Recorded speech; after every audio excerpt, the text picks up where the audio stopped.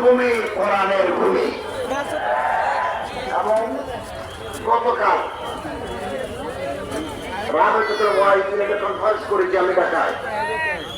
হযরত আল্লামা মাওলানা মাহমুদুল সাহেব জিদুল মালিকুম, মাওলানা আব্দুল বাদী সিরাজি সাহেব জিদুল মালিকুম, মাওলানা মাহমুদুল সাহেব জিদুল মালিকুম, খালিদ সাহেব নাইবি সাহেব জিদুল মালিক একসাথে আমি মন্ত্রী পরিষদের গরিব ছিল গতকাল।